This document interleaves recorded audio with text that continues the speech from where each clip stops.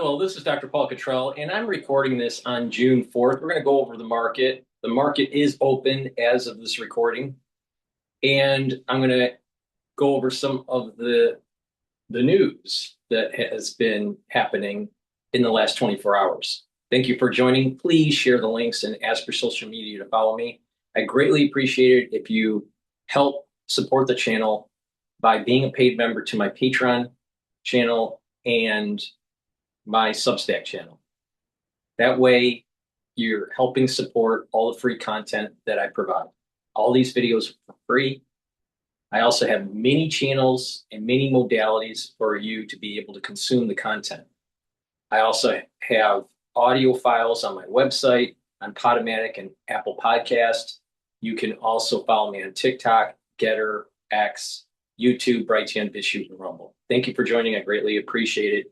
If you do, ask your social media to follow me so we can grow the channel, so I can reach a larger audience and help people improve their health and also be able to survey the news so you can benefit financially from it.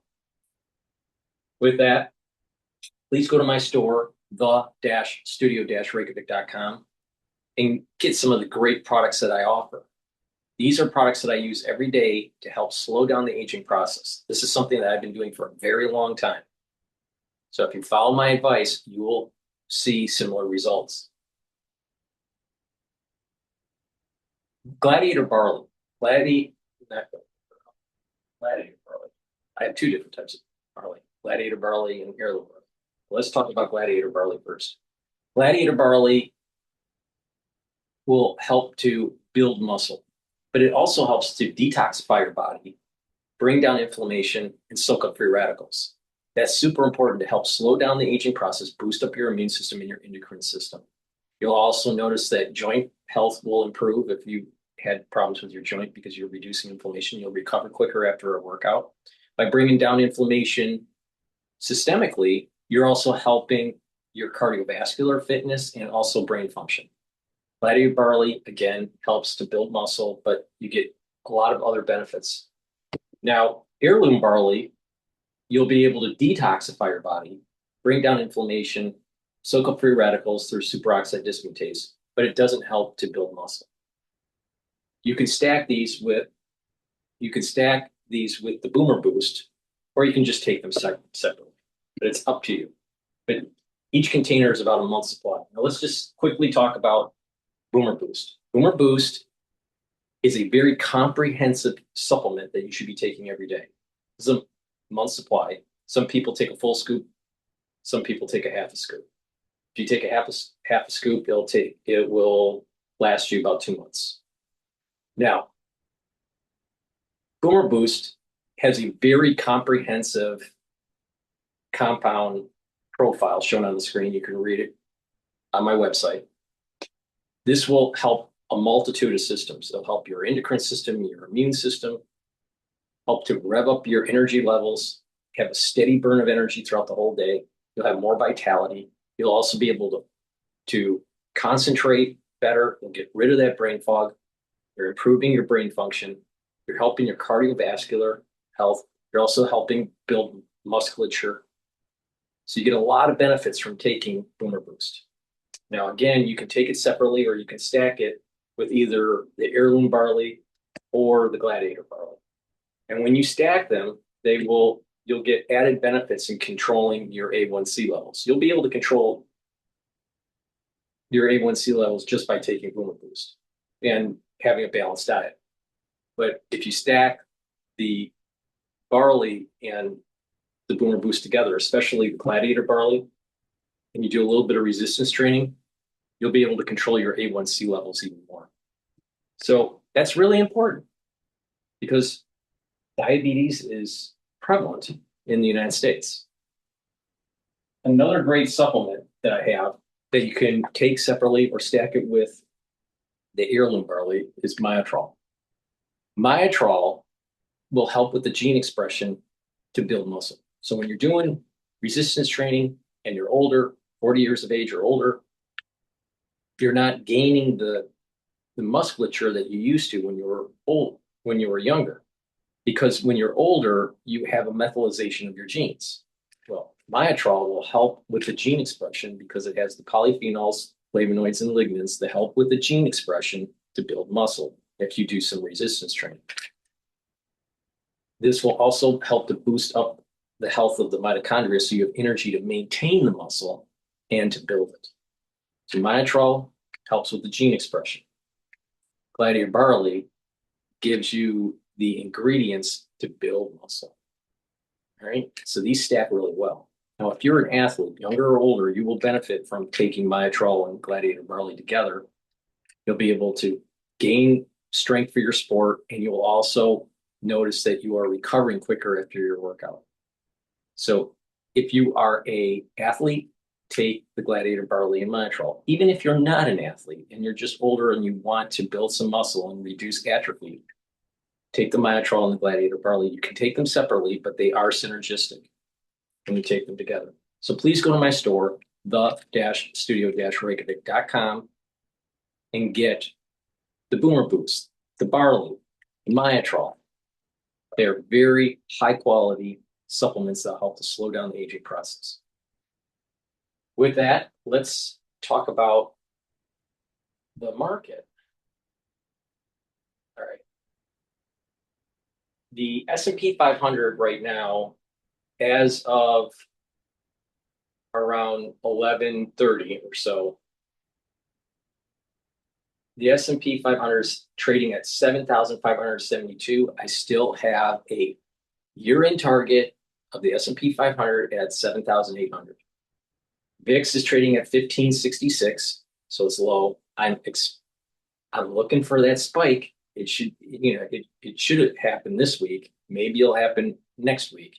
But that 2.52 months to 2.5 month spike is overdue here. We should be seeing it right now. Currencies are stable. Euro is trading at 116. Japanese yen is trading at just below 160. Bitcoin has been trading down. It's right now trading at 64,000. Oil has been going down a little bit. It's trading at 92.71. Natural gas is trading higher at 3.347.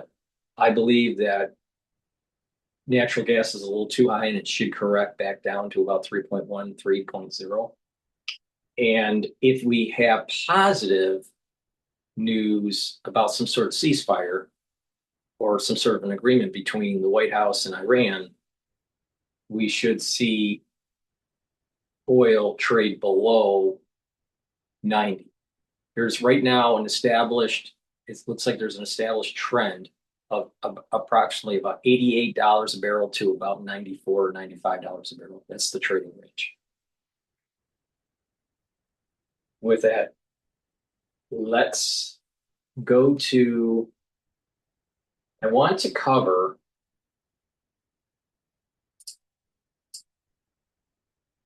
this 60-minute firing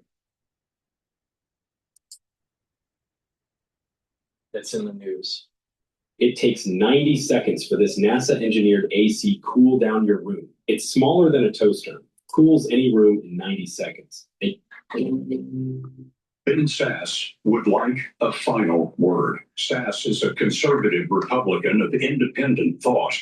With a Ph.D. in American history, he once told his fellow senators, "The people despise us all because we are not doing our job." An excerpt from one of Scott Pelley's last stories on CBS's 60 Minutes. He was shown at dawn after a major shakeup at CBS News. Pelley has been fired after a bitter disagreement with the network's editor-in-chief, Barry Weiss, about the direction of the story News magazine, and after a public dressing down of the show's new executive producer in his first meeting with the show's staff.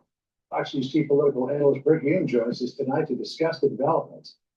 Britt, your take on all of this. You and I and most other people in this country have at times worked for people with whom we disagree on occasion. Absolutely right, John. I've worked in this TV news business for more than a half a century, and I worked for a lot of different bosses, many of whom I liked and admired, and a few who I did not.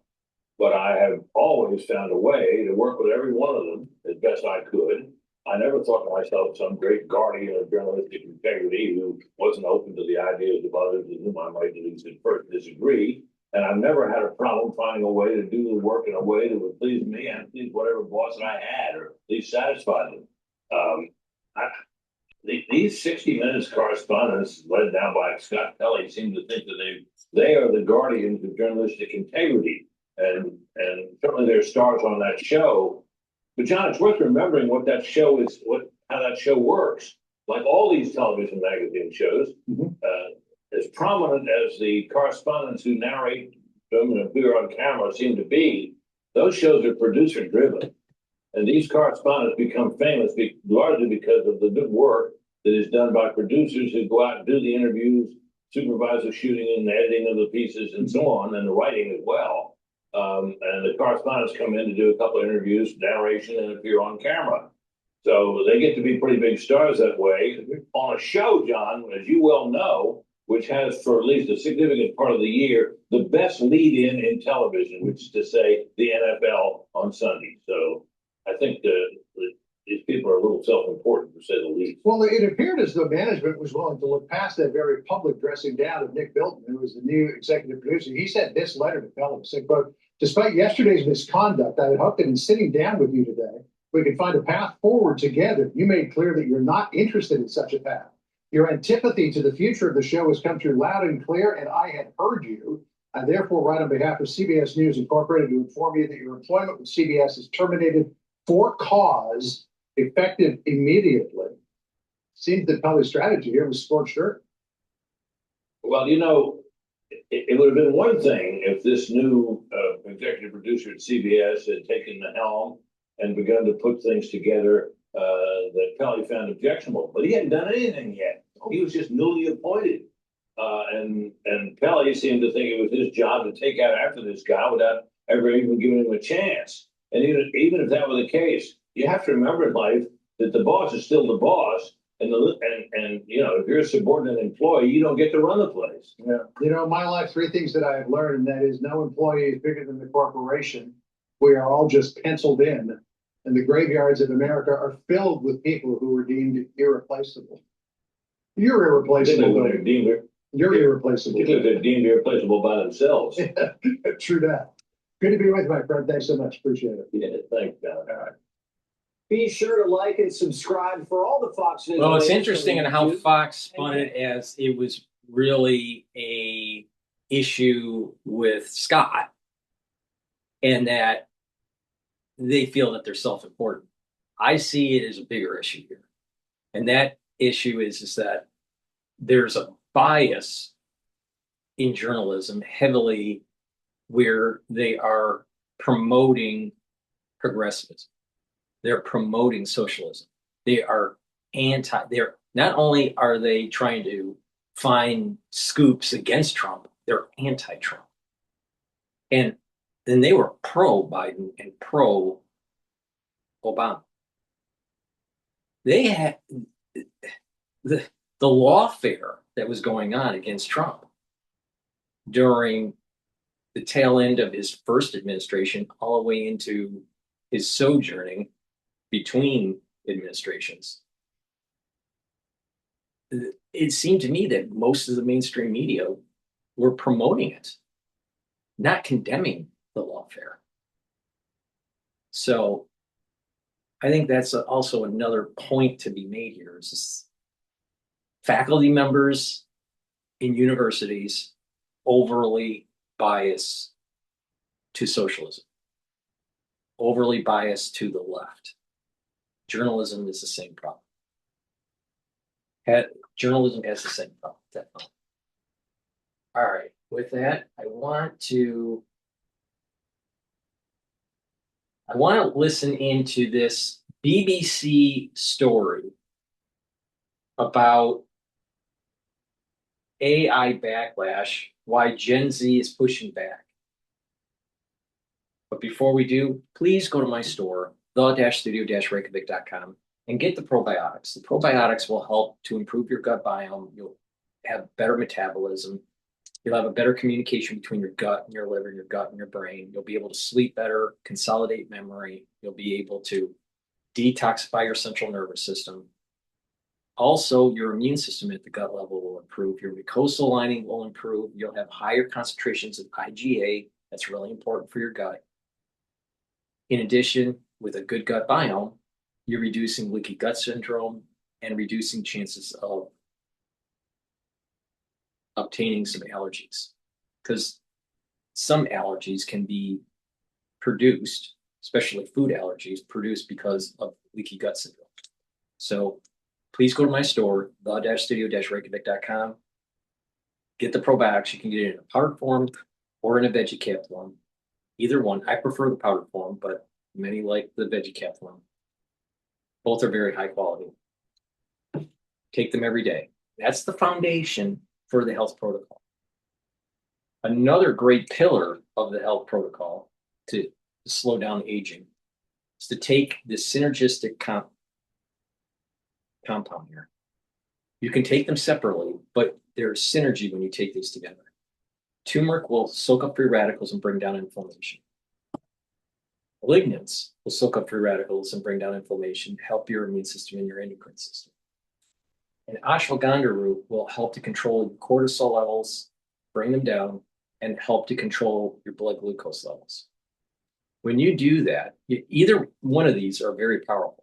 But when you stack them together, what happens is that you are supercharging, soaking up free radicals, bringing down inflammation, helping your cardiovascular health, helping your brain function, boosting up your immune system and your endocrine system. This is really important. So please go to my store, take my advice, stack these together. This is the third pillar of the health protocol. The turmeric, lignans, and ashwagandha. Now, the foundation, the probiotics. The first pillar, max 35 cleanse or max 14 to improve your innate immune system. Second pillar, C60. Third pillar, this stack right here. Fourth pillar, the Boom Boost. You take all those together every day, and you are going to radically slow down the aging process, and you're going to get healthy pretty quickly. All right, let's listen into why the backlash for AI. Prepare for that. Can I ask you a question? Sure thing. How much do you spend on groceries per week? $150 $200, 200 probably, 150. At least 175. Prepare for their future. That's the sound of an American oil company hard at work. Want to be a part of it? Listen up. Hello, my name is Adam Ferrari, and I'm the CEO of Phoenix Energy. Could Gen Z become AI's staunchest opponents? They might do. A series of viral moments have suggested that not all young Americans are thrilled about the possibility of an AI future. Today on the show, we speak to Rachel Janfaza, whose whole job is understanding what young people are thinking and planning. And it turns out that some of them may be hoping for a much more analog future than you might expect.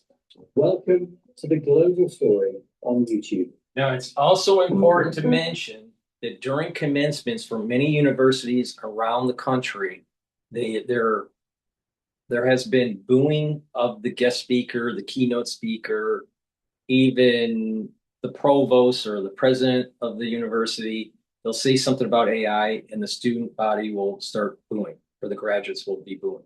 So just keep that in mind, that there's stress.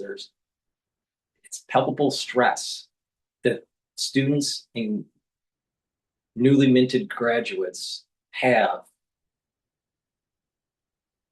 regarding the job market and artificial intelligence.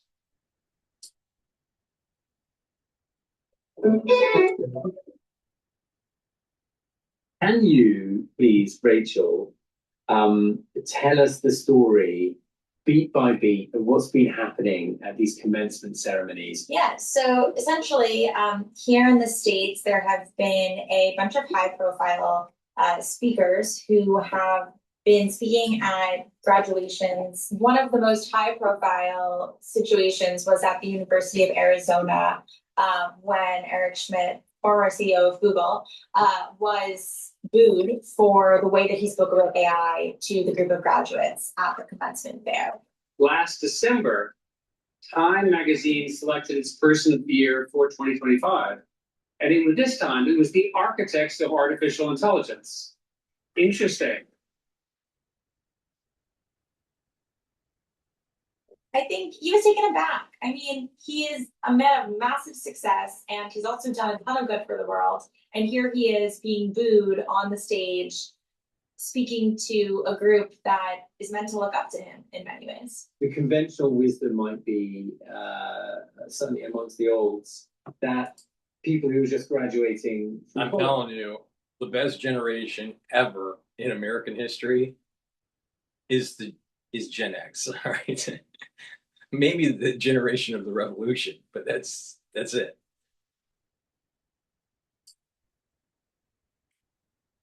And starting off in their lives might be into and on top of and across using AI in their lives and not hostile to it. But what did you feel about these videos when you saw them? Were you surprised?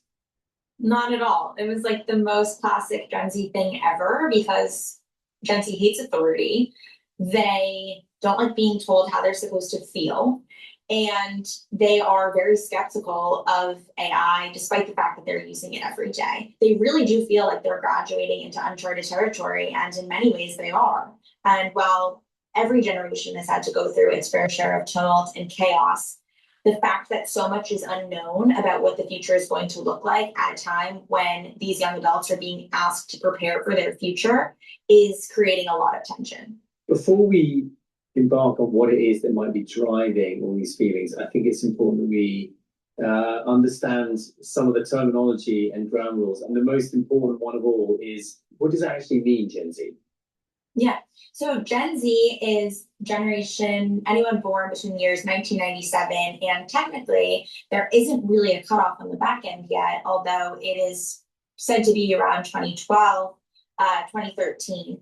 And I've talked a lot about how within Gen Z, there are actually two Gen Zs. There's what I call Gen Z 1.0 and Gen Z 2.0, because I think that looking at the pandemic and also TikTok and the way that it has shaped other forms of technology too, and the way that everything is now short form content, there young people who are part of Gen Z 1.0 and Gen Z 2.0, the older and younger halves of Gen Z, have had a really different adolescent experience based on how old they were at the time of these major world events and crises. Those who were still in high school at the time of the pandemic had never tasted that independence in a pre-COVID world. Whereas those in Gen Z 1.0 who had graduated high school, who maybe were in the working world or who had gone to college, they had had a little bit of taste of independence before having to be locked down because of the pandemic.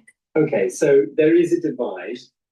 Our bookstore is like a portal. If the other finding it's steampunk. And we wanted our Wix website to be too. I'm Jenna. And Josh, we're the owners of the lot. Okay, so there is a divide, but let's talk a little bit about how all of this is manifesting, particularly in education, which is how we got to this story, because it's young people graduating. What are you hearing from students that you're talking to about how AI is actually appearing in their education? Yeah, so I want to roll back the clock a little bit to when ChatGPT first came out. And that was such a noteworthy moment because it was immediately a tool that everyone had access to. And at the time, classrooms, schools more broadly, educators in particular, were very resistant and thought that this would be something that would make it really easy to cheat. And that's true. But the genie's out of the bottle. And so what happened then was that very quickly there was this sort of tension between educators who were telling students not to use.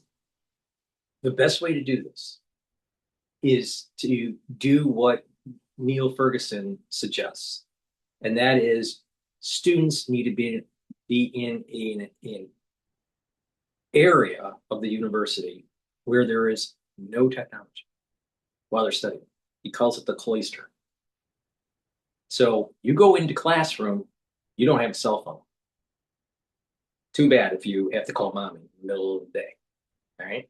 no cell phone in the classroom. When you're taking exams, it's blue book. It's not typed on a laptop in class. The exams aren't done through a software and proctored. You're in a classroom, you have multiple choice or essay form, you have a blue book, and you hand it in. It's old style. There's a couple things that are happening here. By having students in a cloister type environment, you're going to be able to detoxify them from the social media, quick dopamine response when they're doom scrolling. So you're getting rid of that.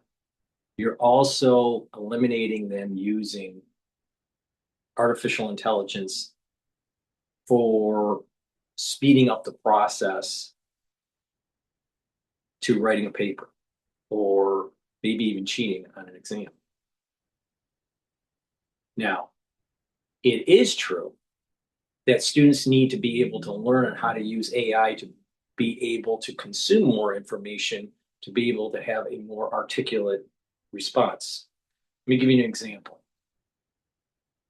You may have a reading list, let's say in one of your classes, let's say in English or in history, and maybe you have to read 10 books for that course. And maybe it's not the whole book. Maybe it's only a quarter or half of each book. But whatever it is, in a pre-AI world, you would have to spend the time to read it, learn how to outline, learn how to pull out quickly pertinent information so you can use that for your essay. Right? So the teacher will tell you, this is the book that you have to read. These are the chapters that are super important. We're going to go over a lecture to tell you about to reinforce the importance of the book. And you have to write a 10-page paper or a 5-page paper.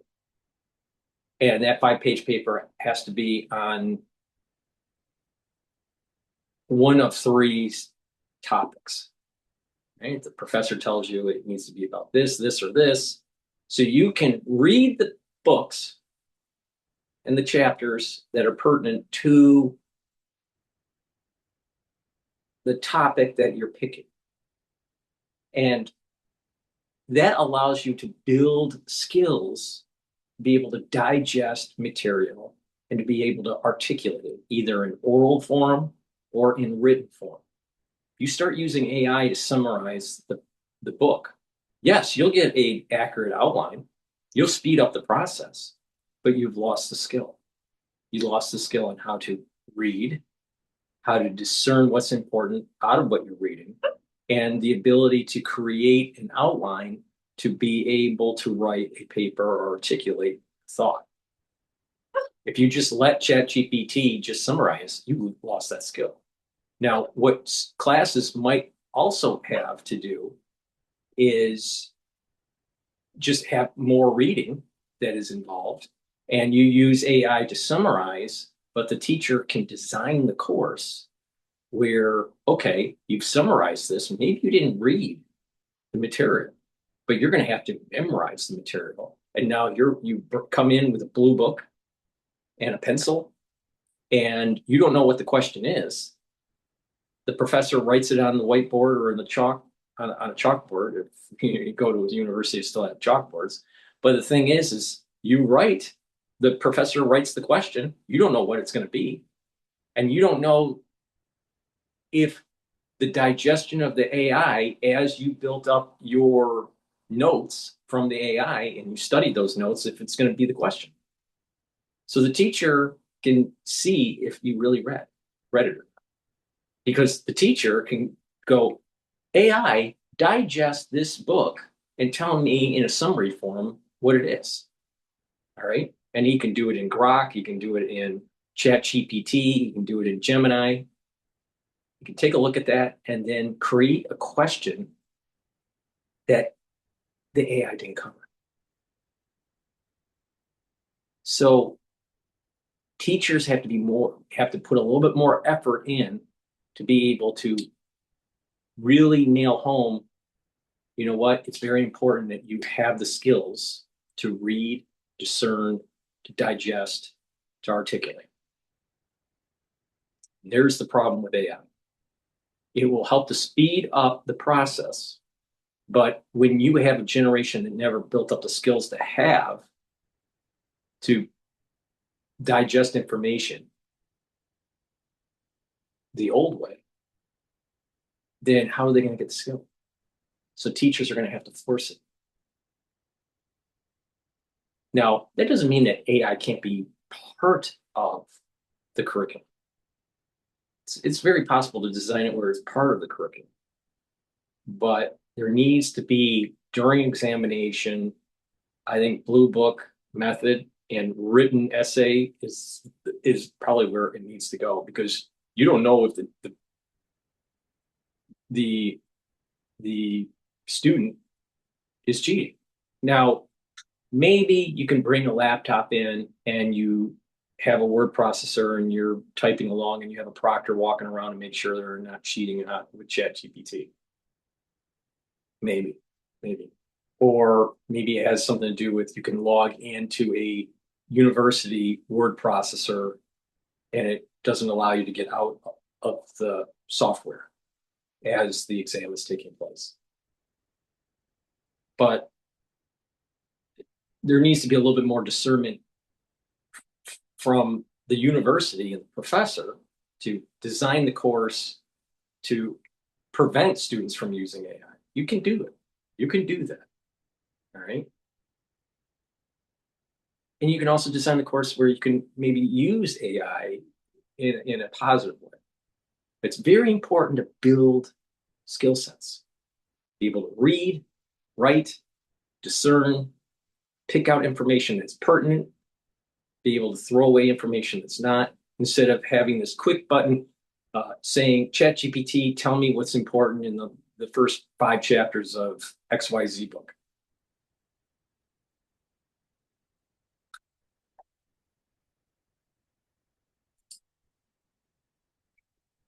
Students who wanted to use it or were going to use it anyway. And then there was a cohort and sort of a school of thought of educators who realized quickly that this was here to stay, and that if AI was going to be a part of all facets of our society and culture, then it would be a disservice to students to not actually teach them how to use it. And right. So you can use AI to be able to, instead of 10 books in history, now you've got 30. Now you have to use AI to be able to digest some of this information. And then in the course, you can say, now map out a overall arching theme of the first 5 books, something like that. Then you can have in the course, write a 5-page paper at home. Of course, it has to be put in through a software to make sure there's no plagiarizing. And then you have an exam where it's proctored, handwritten, or typed in class. So you can watch them so they're not cheating. And then also an oral argument where they're up in front of class and they are they have like maybe a 5-minute or 6-minute speech, and then they take questions about that topic. So you can't prepare for that on AI. So you're graded on oral argument, you're graded on take-home essay, written essay in class, and any problem sets that you may be given. That's how you get them. That's how you get the student to actually truly prepare for the course and have the skills. They can use AI in certain cases, especially for helping to study and creating a study plan and creating outlines and all this.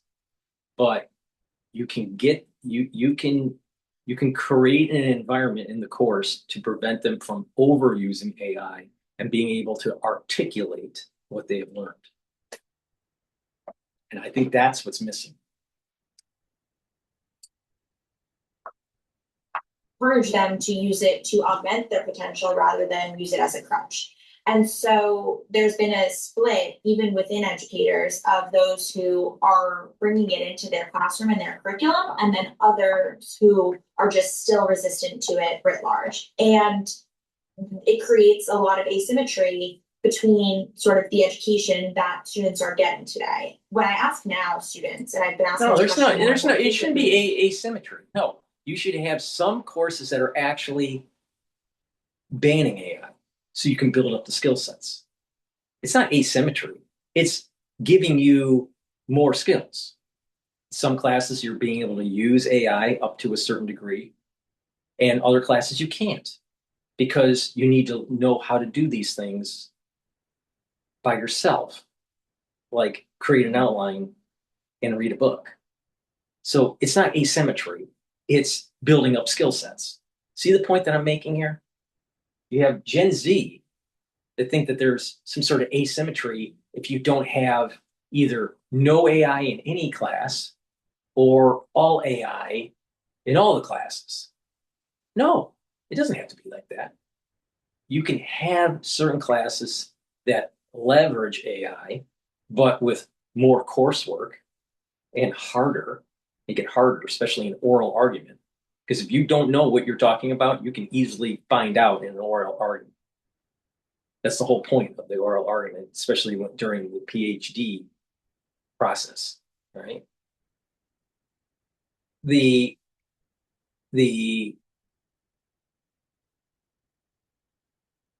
importance to build these skill sets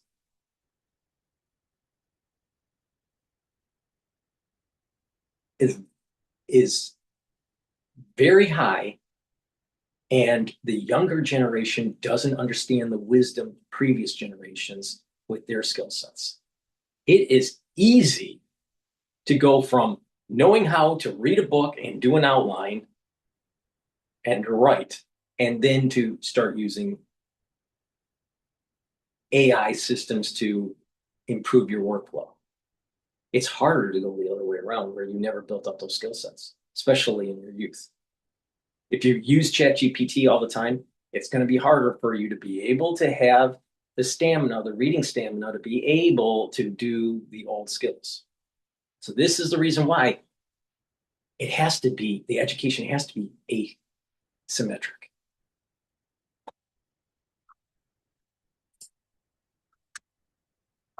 You describe your education pre and post AI.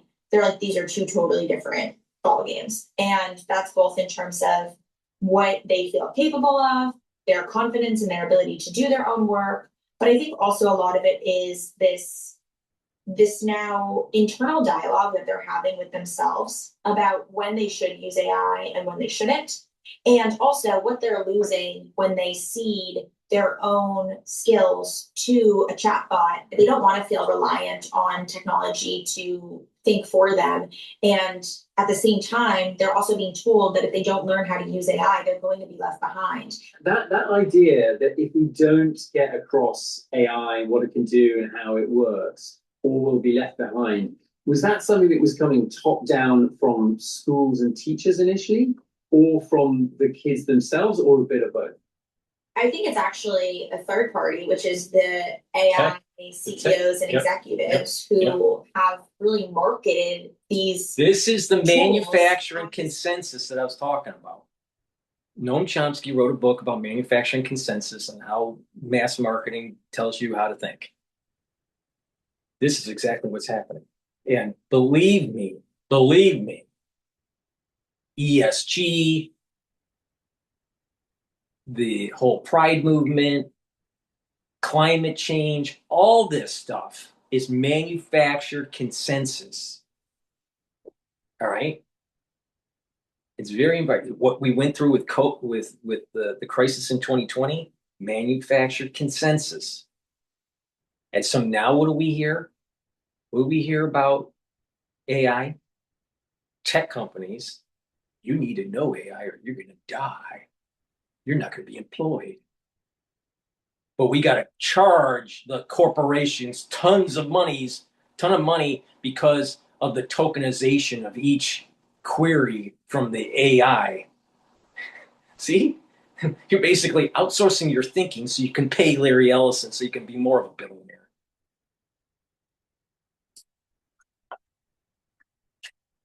They have said point blank that this is going to revolutionize our economy and our society. And if you don't know how to use it, there's not going to be a place for you in the future society. If that's how it's been messaged, of course they're going to be anxious about it because they're still learning within outdated playbook that they're being Just think about told. this though. Learn the old skills and it won't take you that long to learn the new ones. All right. There's different levels of AI. The very, very rudimentary level is using it as a search engine, advanced search engine. Then the next level is getting data and summarizing the data. The next level is using that data and summary of the data and present it in some sort of graphical format. And then the next level is maybe creating a study, a research proposal for a particular endeavor or a design of an experiment or something like that. The AI is not going to be able to do the experiment, but it can help along with the proposal and building up the actual experiment workflow. All right. And then you'd have to look through it and make sure it's right and all this. There's generative AI where it's in graphics and in marketing. You can make movies now. Then there's another level where the AI can have a recursive capability and learn from its previous answers. And there's like a feedback loop, a positive feedback loop. There's another aspect to AI where you have an agent that will be able to buy stuff for you instead of you having to log in on a website and purchasing. So there's going to be a convenience, but another level of AI is if you're a coder and using the AI to help code, to help chunk it, and then you have to assemble that chunk code and then compile, and then hopefully it works. So speeding up code, but not everybody's a coder. Then if you're in engineering, you have the ability to have the AI build the CAD files or simulations quicker. But this is not hard to obtain. It's much harder to know how to draw CAD. It's much harder to know how to write a research proposal. It's much harder to be able to learn how to read and discern the important information. Learning AI is the easy part. But corporate America, to justify a very high PE ratio, needs everyone to buy into the lie that you have to know AI. Really? Really? Do you really need to know? Most companies don't need AI. At the very most, it's either better search engine or creating macros to speed up a process in Excel. That's about it for most companies in the United States. Now, there are some companies that will need the higher end stuff like engineering, but most companies aren't doing that. So we're buying into something where everyone's buying into something we really don't need. The far majority don't need. The 80-20 rule. 80% of the population doesn't really need high-end AI. 20% does. Or 20%, I should say. 20% do need the higher-end AI. 80% do not need the high-end AI. They need the low-end AI. At best. At best. So don't buy into it. Start thinking for yourself. Now, maybe Gen X is still a little bit right about this. You know, you have to question, why are we being told? Not too long ago, we were told in New York, everything's going to have to be electric for the stove. You can't have any gas because that's hurting the environment. Meanwhile, BlackRock, was it Blackstone or BlackRock? I always get the two confused. Either Blackstone or BlackRock. They were pushing this energy efficient, trying to reduce climate change agenda because they were selling funds that were tied to that. So it wasn't about saving the environment. It was about them getting cash flows into their fund. Now those funds imploded because people pushed back.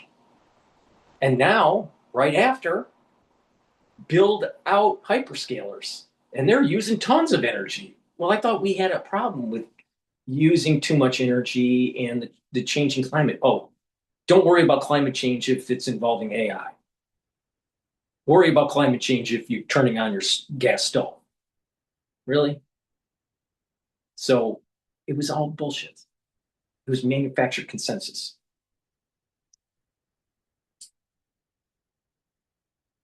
Media by the creators of these very technologies doesn't exist anymore. And at the same time, they feel like their education is, antiquated because it is not keeping up with the speed of this new technology. Okay, so the story you're telling is of young people deeply concerned about what AI could do for their future job prospects. How is that actually playing out in the real world? What's happening to these young people in the job market? Navam, the #1 rated business travel platform lets your team book work travel in one place: flights, hotels, cars, while staying within budget and earning professional rewards. To these young people in the job market? The reality is that the entry-level job market looks really different than it did even just a few years ago. There's research showing that in 2025, just 30% of college graduates landed a job in the field that they hoped for, which was an 11-point drop from just 1 year earlier in 2024. So this is a very stark shift very quickly. And young people in our research have described applying to job portals where they feel like it's just going into a black hole and that no human being is actually reading the applications that they've sent in. And I think the bigger question here, and yes, it's related to the job aspect of this, but it's also about sort of the human and mental toll that this is taking, is a question about purpose. And this is a generation that is entering a world where they're being told that their human purpose and capacity and potential might not be necessary because a robot's going to do everything for them anyway. And the #1 thing we hear young people say that they want in their future when they think about success is to feel fulfilled and to feel that they have a meaning and that they're serving some greater good. And they're not sure where to find that anymore. There must be people within Gen Z 1.0 and military. I'm telling you, military.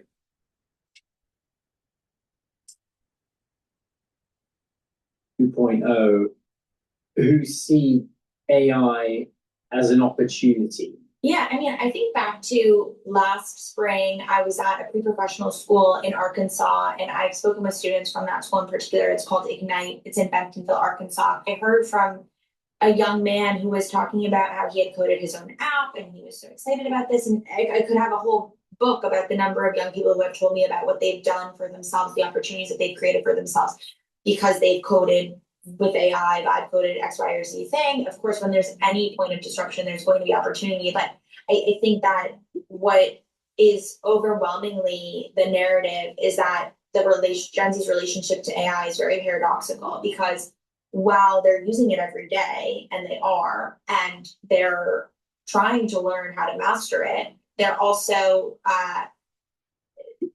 feeling very anxious about it. I've written a bit about this, but I think a lot of our generation's relationship to AI is driven by FOMO, a fear of missing out, and less of an intrinsic desire to actually use it, because there's all this noise around them. Like we said, people who are saying you have to understand this or you're going to be left behind, or here's how I got ahead using AI. I coded this whole app. You should try it too.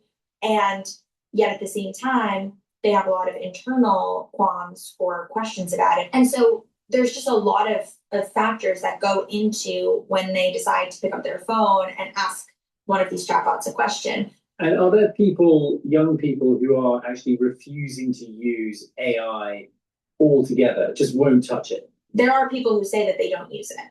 And I think there are people who say that they will use it, but not for schoolwork. They'll use it more for lifestyle, like figuring out a recipe to cook or a workout to do. There are other students who will tell me how they used it as a study guide or as a tutor and have it ask them questions that they might not think about in order to prepare for a test. And then there are other people who are just totally using it outright altogether for everything and are not shy to share that. And what would those people say to you about what they believe AI is doing for their lives for the better? When I've asked about their relationship to the technology, they think it's a time saver and making them more efficient. And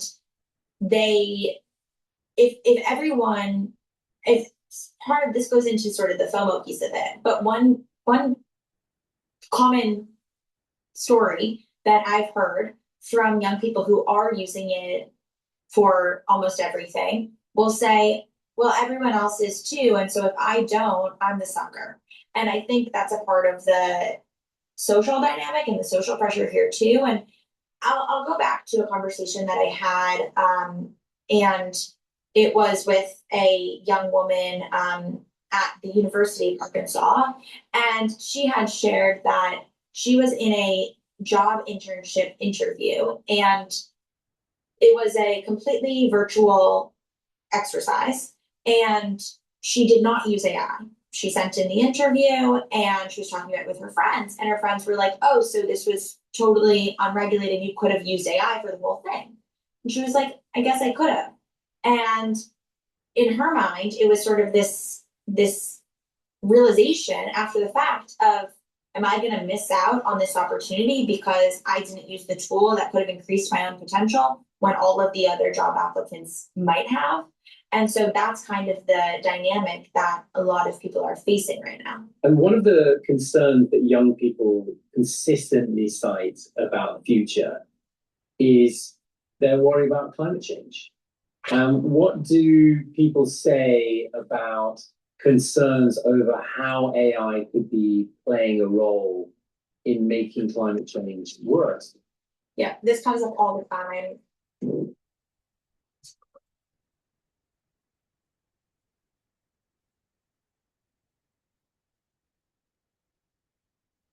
Yeah, this comes up all the time. Young people are quick to describe their fears around how much water it uses, and then they will say that they're still using it despite their concerns for the climate. And they hold these two truths at once, kind of. It's funny you should mention that, because we were talking with our editor James in the lead up to recording with you, Rachel, about something called, he taught me something called revealed preference, which is the difference between what you say you do and what you actually do. So the example that James gave, which I thought was fascinating, was back in the dark ages when Netflix and other rental platforms like that would send you a physical DVD instead of being able to stream a film on demand online. You would pick your films according to what movies you thought your future self might want to watch, and therefore they tended to be more maybe highbrow and self-improving than they would be if you could just turn on your TV and click on the first thing that's there in front of you. And that apparently is called revealed preference, which is fascinating. So what is the revealed preference amongst Gen Z 1.0 and 2.0 when it comes to AI? Well, I think it's exactly that. The whole point of this whole conundrum is that they're saying that they that it makes them anxious. They're saying that it makes them angry, and yet they're still using it. And we are seeing, and I'm hearing it listed as a political issue when I ask groups of young people what issues they feel that politicians here in the US aren't talking enough about. They are quick to say AI is one of those top issues. I guess when I'm thinking about the future of this movement and momentum, my question is, what will young people expect from their leaders, whether it be elected officials, whether it be educators, or whether it be the actual CEOs or executives at these companies? There is one leader, one world leader, who has been talking out about this, Rachel. The Pope has published his encyclical in which which is a letter to bishops around the world, in which he called on AI to be, quote, disarmed. Is that in line with what many young people might want? He's one of the few people discussing AI and really calling for action here who doesn't have a personal interest in the race to profit from it.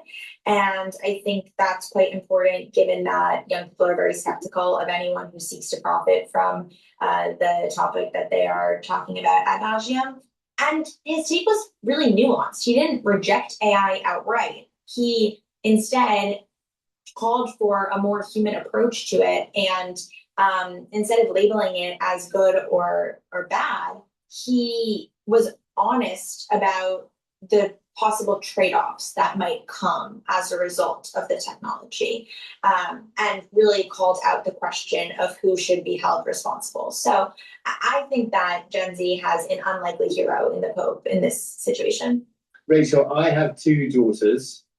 They are 8 and 11, and I'm sure you've been asked a similar question in the past by parents such as myself. I mean, I struggle sometimes slightly with what, if anything, I can advise them on what to study, what to aim for when all of this is coming down the pipeline at the speed that it is coming. What are young people telling you? Is there advice on this question? Yeah, it's a great question. And I'm not a parent, you are, so you're definitely, better suited in this than I am. But what I will say I'm hearing from young people is that they are finding confidence by just experimenting and sort of honing their own passions and blocking out the noise of what everyone is telling them as much as they can, and really leaning into where they find happiness and community. And that's what's driving purpose. Our generation has been sort of on this ladder where we are constantly climbing a rung of a ladder that might not really exist anymore. And so I think as a result, it's well worth recalibrating our relationship to fulfillment and what brings fulfillment, and trying to find joy in relationships and things that are rooted in human to human connection. And we're seeing a resurgence in this, whether it be an analog revival, things like run clubs are becoming more popular, in-person dinner parties where everyone puts their phone in the center of the table, really just moments where you're in your community and with your friends. And I think a lot of that was lost during COVID. I've heard a lot of young people telling me that they're just trying to get outdoors more, spend more time in nature. These things sound a little bit cheesy and cliche, but I do think that there is merit to it. I don't think it's cheesy and cliche at all, Rachel. I think it's heartening and encouraging. I think the problem I might encounter, though, is that I can't realistically advise my daughters to block out the advice that everyone is trying to give them. It's a bit of a catch-22, but I can try. That's true. That's true. That was Rachel Jampasa, founder of a consultancy called The Up and Up, and an expert. Please go to my store, the-studio-reykjavik.com, and get the drops and the lozenges. They are structural nanosilver. They'll help to neutralize. They are perfect for the allergy season, the cold season, even if you're cleaning around the house, the basement, the garage, in dusty areas, working in the yard. If you are susceptible of getting allergies, it's really important to take, all right?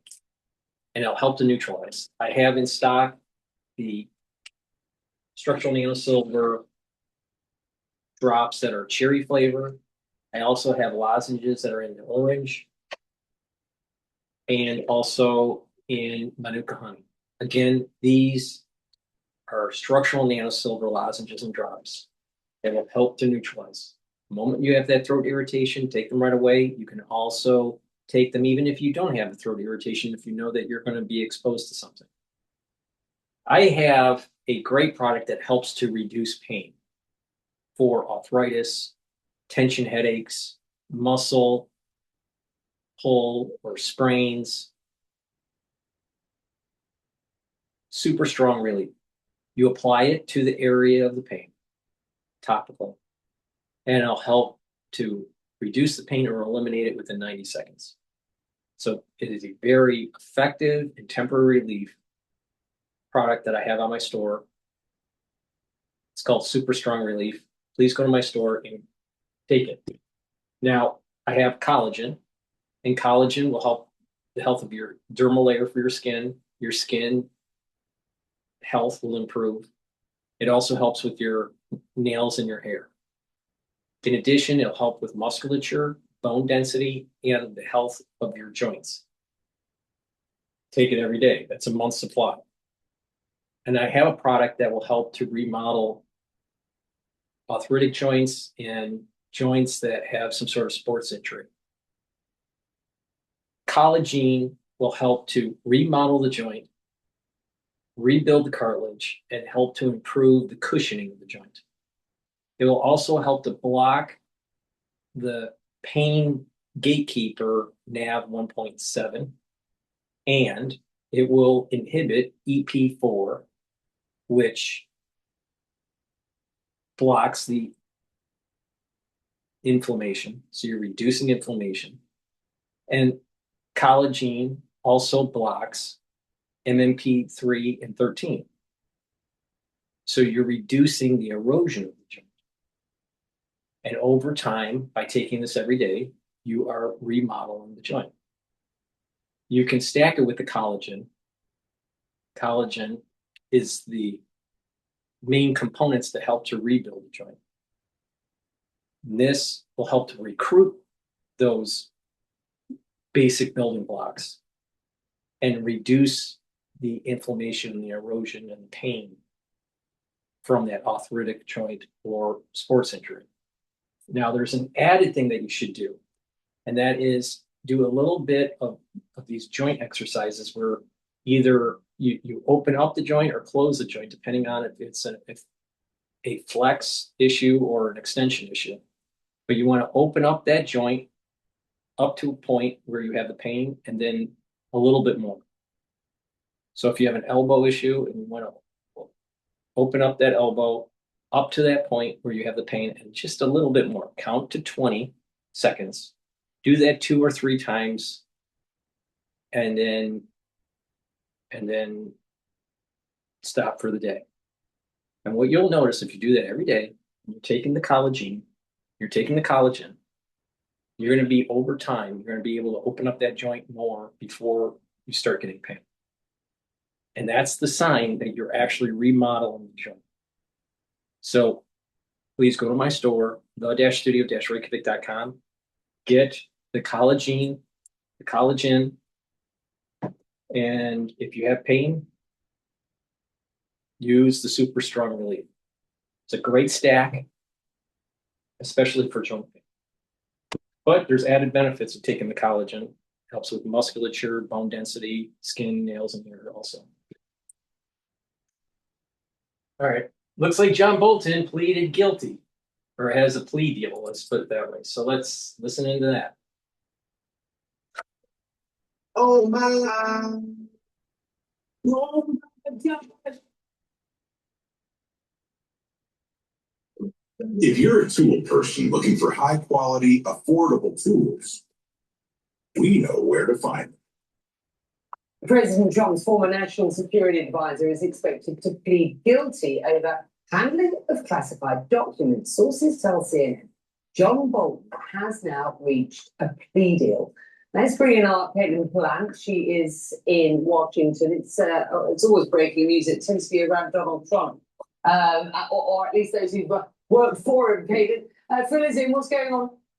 Well, this is out of the U.S. Attorney's Office in Maryland and the court in Maryland. John Bolton, the former national security advisor in the first Trump White House, he is set to plead guilty, and it is going to be an admission of one count of the illegal mishandling or retention of national security information, meaning classified information that he would have gotten while he was serving in that first Trump White House. Now, this is a significant guilty plea because it is a plea of somebody that Donald Trump has wanted to see successfully prosecuted. Now, case is a little bit different than some of the other cases in that it had been investigated beginning in the Biden years of the Biden presidency by the Justice Department. They built a significant amount of evidence. There was a search by the FBI of John Bolton's home last August where they were finding documents and electronics marked secret, confidential, classified. Ultimately, Bolton had been charged in court with 18 counts. He was set to go to trial at some point, but the Justice Department has reached a plea deal with he and his attorneys. What we are expecting to happen next is that John Bolton is set for a hearing in the federal court in Maryland at the end of June, where he would theoretically tell the judge he was going to be pleading guilty to one count of retention of mishandling classified documents, retention or mishandling classified documents, and then there would likely be a sentence. Now, that's an interesting part of this as well. We're waiting to see what the Justice Department would want. This is someone that Donald Trump has hated so much that he fired him. He tried to block the publication of his memoir when he was writing about his time serving in the first Trump White House. And what is alleged in this is that Bolton was writing himself essentially diary entries, sending them to himself and then having them printed it out for his own files, potentially as he worked on his book. That's what was found in his home, notes that would have contained classified information. But the Justice Department could ask for prison time for the former national security advisor. That always doesn't happen in cases like these where it's one count of mishandling classified information. There's also a request, or at least we believe part of the agreement, where John Bolton is agreeing to pay a fine of more than $2 million. Now, we're still waiting to see the exact court documents and what they say about that agreement. We would also be waiting to see what the judge decides as far as sentencing and penalties go for John Bolton. But that would be a lot of money for someone to pay in a national security documents case like this. Still, a very significant guilty plea secured by the Justice Department and expected to be announced at some point very soon, with John Bolton headed to plead guilty at the end of June. Becky? It's fascinating to see what Donald Trump posts on his social media platform about that when it is released. Caitlin, always a pleasure. Thank you. I want to bring in our chief law enforcement and intelligence analyst, John Miller. John, what do you think? How significant is this thing? Very significant. Well, this is John Bolton caught between a rock and a hard place. When he wrote this book, in the room where it happened, the Justice Department came out with a civil suit trying to block the publication because it had classified material in it. But it's been years later when the Trump Justice Department, under then Attorney General Pam Bondi, last October, and I think this is a book that came out in 2020, last October, indicted him on 18 counts, as Caitlin Pullins told us, of retaining classified information, transmitting classified information, and failing to disclose when it turned out that it was believed that the Iranians had hacked his computer to government officials, that there was classified information in there. So each one of those 18 counts is a 10-year count for the disclosure of national defense information. He could have been facing a significant amount of time in prison if he were convicted, even if he was convicted and all of the charges were bundled into one 10-year or 5-year term. It's a big risk. So this guilty plea is John Bolton saying, let's get a recommendation for prosecutors on a sentence. Let's get a deal with the government. Let's boil this down to one count and try to get out of it. All right. Thanks so much. Stand by as we continue to cover this breaking news. I want to bring in our Ellie Honig, our CNN senior legal analyst. Ellie, if you would help us understand this case against Bolton and how it differs from some of the other attempts we've seen from this administration to prosecute some of Trump's perceived political foes? Well, Pam, I think this case is fundamentally different than those other cases, than the prosecutions of, for example, Letitia James and Jim Comey, the attempted prosecution of Senator Mark Kelly, the other cases that we would consider to be part of the political payback agenda that Donald Trump has pushed here. I think the Bolton case is entirely separate for a couple of main reasons. One, as Caitlin Polance just told us, the reporting is that this investigation goes back to the Biden administration and predates the current Trump administration. And two, the conduct that John Bolton has been charged with, and now apparently will be pleading to some of it, is quite serious. It's quite straightforward. This is not some manufactured crime, as John Miller just laid out for us. John Bolton took the highest level sensitive and classified information,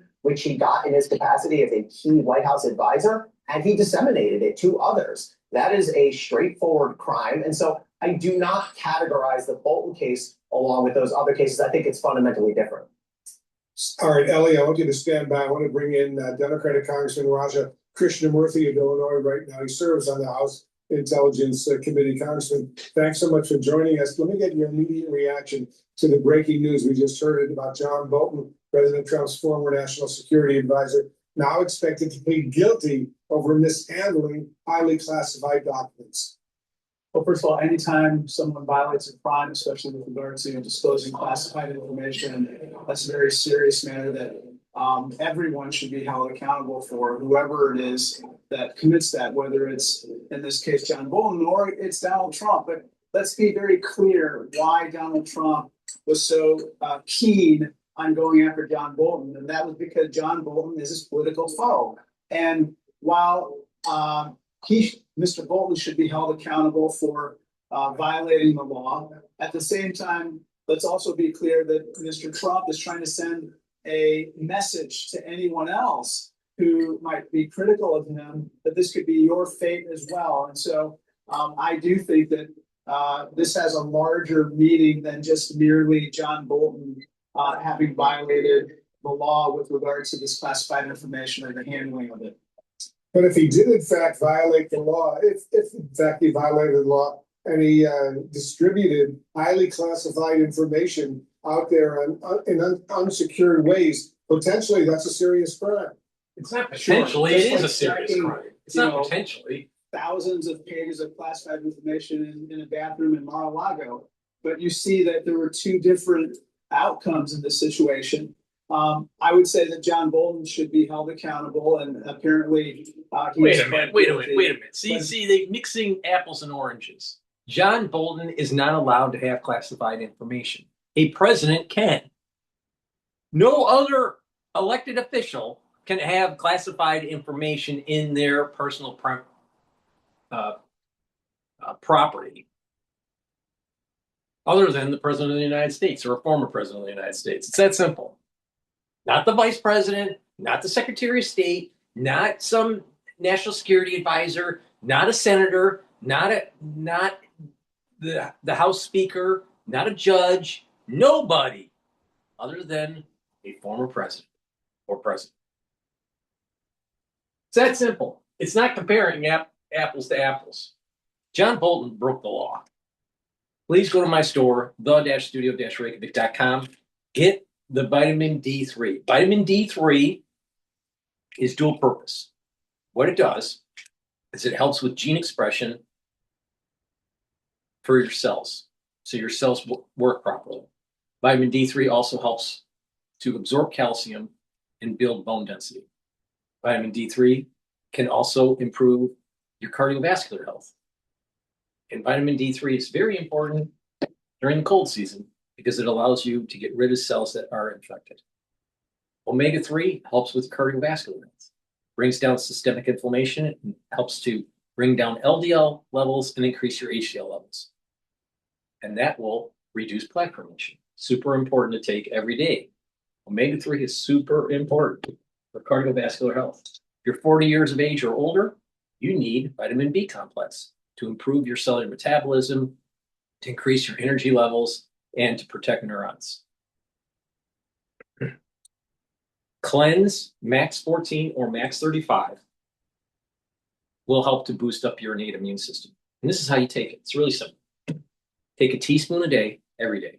swish it in your mouth, gargle about 20-30 seconds, and then swallow. What this will do is improve your oral cavity health and your oral pharynx, maintain a mucosal barrier, improve the health of the epithelial lining, and to neutralize. But when you have good oral hygiene, guess what? You're also improving your cardiovascular health. So please go to my store, take the Max 35, Max 14, or Cleanse. Take a teaspoon a day every day. If you're not feeling well, take a tablespoon or two a day. And once the cold goes away, then you go back to your maintenance dose. I've been doing this protocol for over 6 years every day. Please go to my store, get the Max 35, Max 14, or Cleanse. And this is the first pillar of the protocol. I'll just reiterate. The foundation, the probiotic. The first pillar, the Max 35, Max 14, or Cleanse. Second pillar, C60. Third pillar, turmeric, ashwagandha, and lignans. And the fourth pillar, Boomer Boost. You take all those together, every day, you're slowing down the aging process. They work synergistically to bring down inflammation, boost up the immune system, soak up free radicals. You're going to have lots more energy. You have a better immune system. You're going to be able to sleep better. You get all these added benefits like more musculature and better cardiovascular health. So please go to my store and get the great supplements that I offer. Make sure you use discount 5 and you get $5 off. All righty.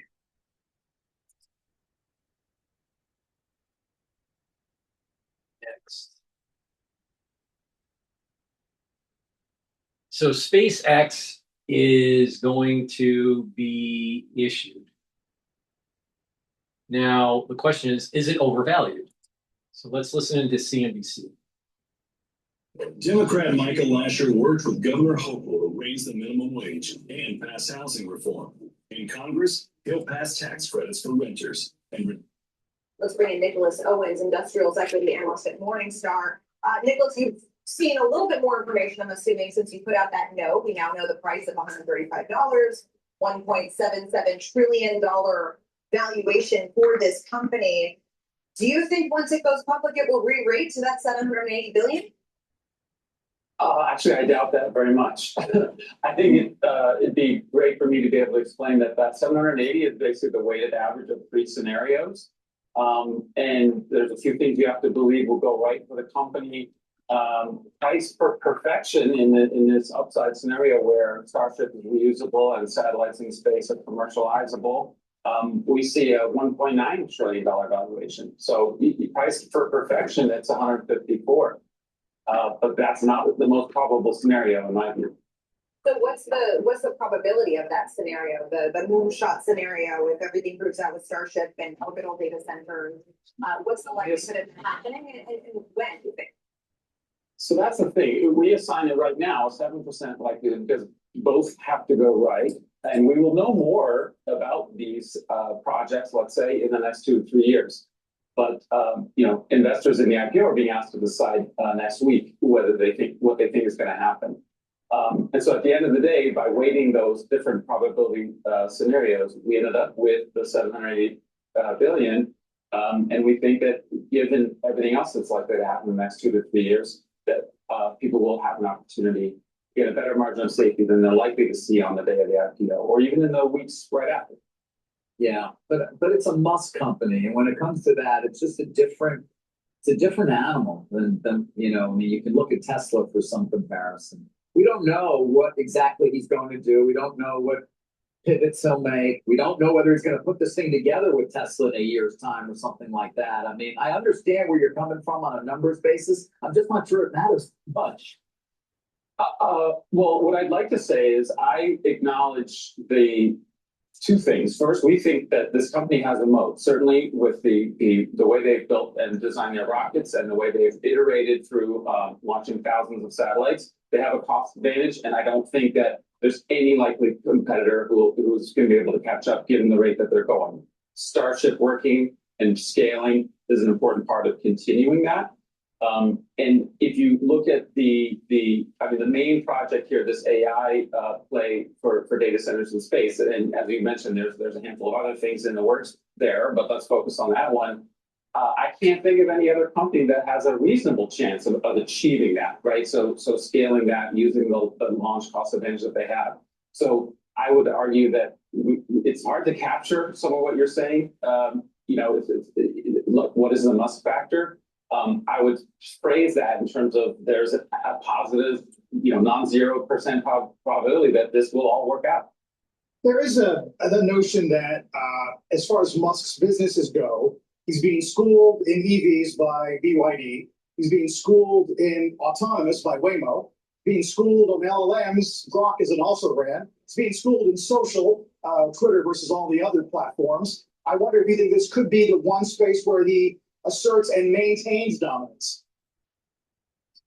Well, I would say of the three business lines that the company has today, the rockets and the Starlink satellite are the strongest, and I would say he's winning, and the company's winning in those markets. The AI is in my view, undeterminate at this point. What about the technical elements of the IPO? I think about just the minuscule float of 4% that they're putting out there, the fast tracking of index inclusion, the Musk retail following, as David was alluding to as well. I mean, how as an analyst do you think about just the technical elements of that as you think about whether this is a company that's overvalued at 1.8 trillion? Great question. So I would simply summarize that by saying the market conditions are primed for this supply and demand for these shares. I think is in favor right now of there's going to be more demand than supply, and that's probably why they locked in the price without even dealing with a range. And especially given what you mentioned about lining up index funds to buy it in a couple of weeks. Those are rational moves to manage the supply and demand. On the back of that, in the next 180 and 360 days, there's more supply, and that's part of one of the risks that we identified in the report. The perfect domain tells your brand story. Grab it now on Wix and go from what if to what's next. Turn your idea. All right, let's listen into Bloomberg. Sold a portion of its Bitcoin holdings, which they had kind of indicated they would. It was only $2.5 million worth, but the fact that they sold is significant nonetheless. What kind of signal does that send to the Bitcoin faithful as well as those who are just kind of dabbling in Bitcoin? The lessons of commodity trading: don't buy and hold. You sell high and buy low. And I really think Michael's strategy, because he gave me a great signal back in 2020 when Bitcoin was around $10,000. He jumped on board. I was looking for it to add a zero, and it did. But what did add a zero, it went up 10x. In a year or 2 years ago, he double dogged there the market gods and made fun of Warren Buffett for not being in it. He's learned the lessons. You never double dog there the market gods have to give you 10x. You give some back to the market. He did it. Now I think the worry is most people are expecting, like me, that he needs to be stopped out before we can put a bob in the market. Because the problem with Bitcoin, it's only one, and then there's millions of other similar type of cryptocurrencies competing for a similar space. Mike, I look out the window here in New York City today. We're going to do mid-80s and sun. Can you beat that down in Miami? No, we're blaming it on my colleague from London who brought the rain. We got a little rain for a little while, but that's okay. We'll get over that. All right, let me go over the market here. The S&P 500 is trading at 7,582. VIX is stable at around 15. Bitcoin's trading at 63,930. Oil's trading at 92.70, so everything's stable right now for oil. And natural gas is still trading at 3.35. I think natural gas is going to fall down to 3.1. All right. CNBC interviewed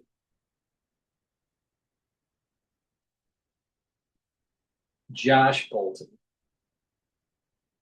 about tariffs overall have not been good for the economy.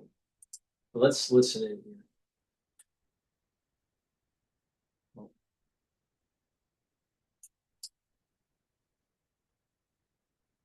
So AI is creating both risks for American business and opportunities for growth and competitiveness. Joining us right now to talk about AI, CEO sentiment and more is Joshua Bolton.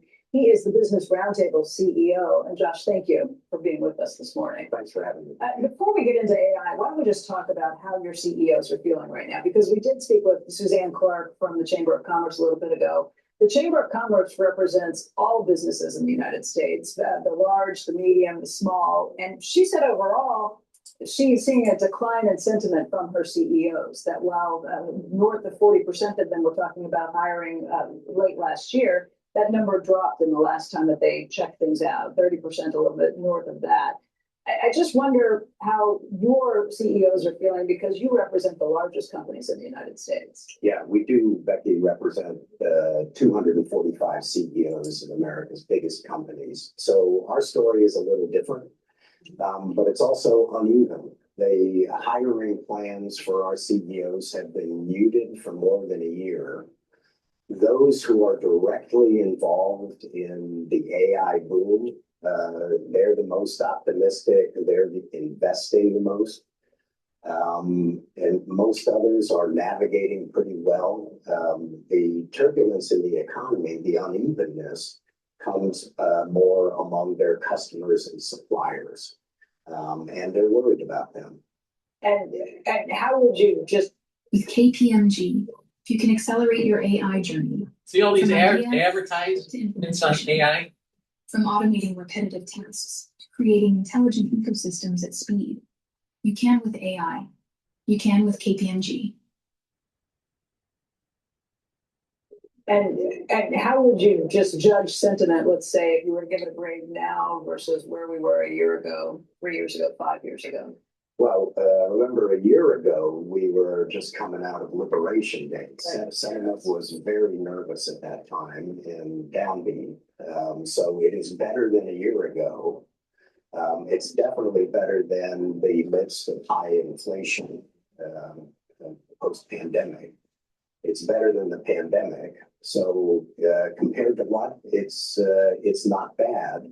But they know they're navigating a pretty turbulent environment, both geopolitically, economically, with tariffs, and most of them are remaining pretty optimistic overall. But they know they're navigating difficult years. Yes, and with James Greer coming on, he wrote an op-ed the other day about tariffs and about what he'd see were the benefits of tariffs. He also makes a point that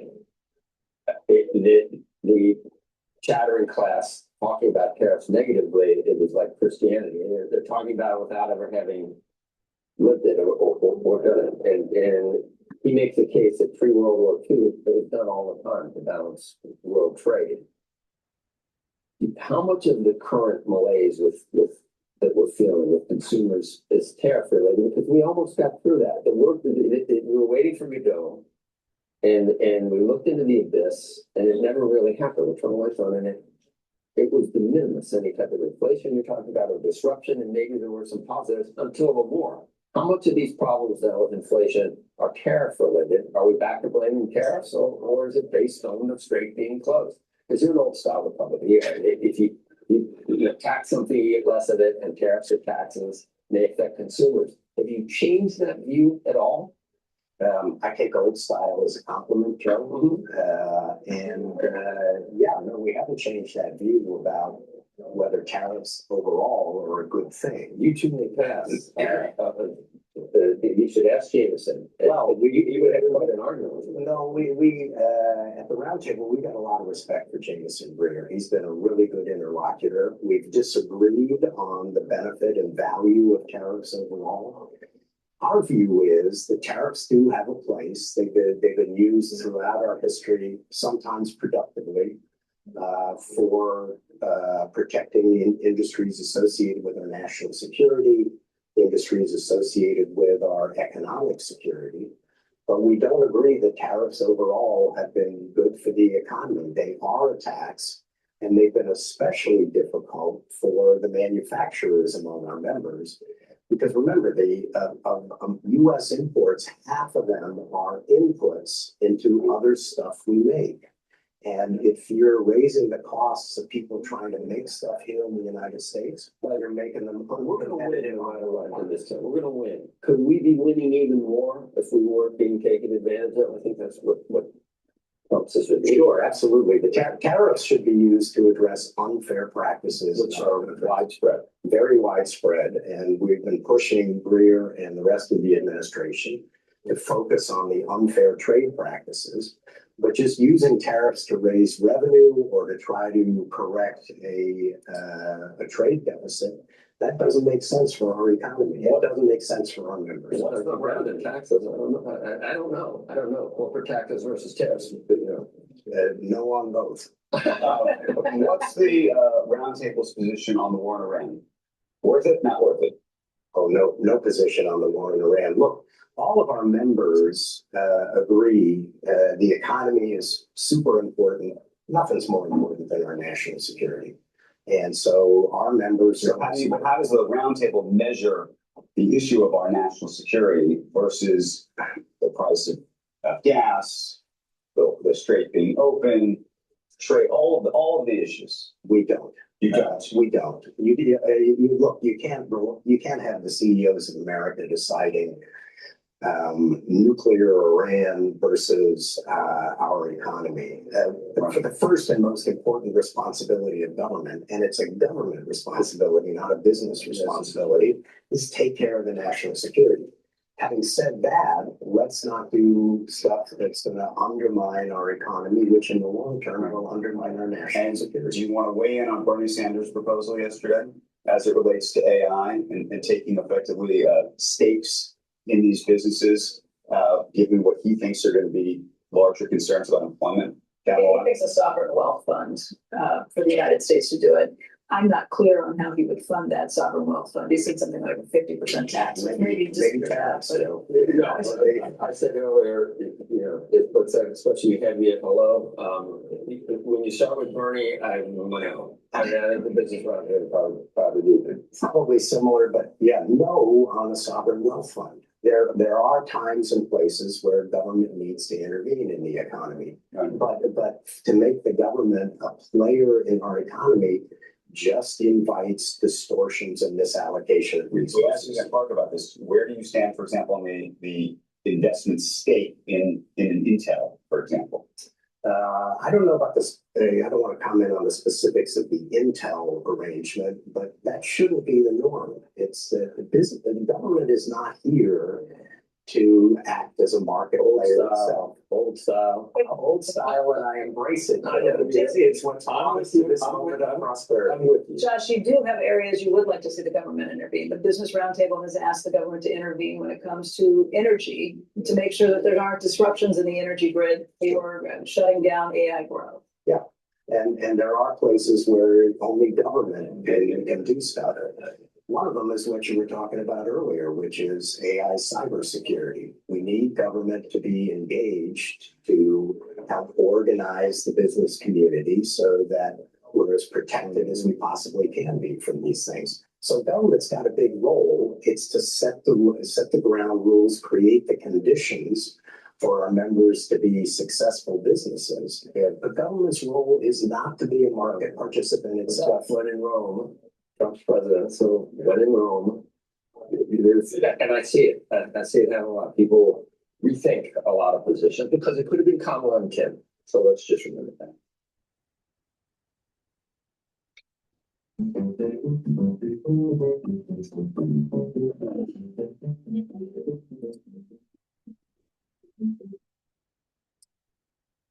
Please go to my store, the-studio-reykjavik.com. Get the structural nano silver toothpaste. This structural nano silver toothpaste will help to whiten your teeth, freshen your breath, reduce inflammation at the gum line, and improve your oral cavity. By improving your oral cavity health, you are also improving your cardiovascular system. A lot of people don't know that. This structural nano silver toothpaste has no fluoride, and it has structural nano silver to help to neutralize. Super important. Use every day, especially during the cold season.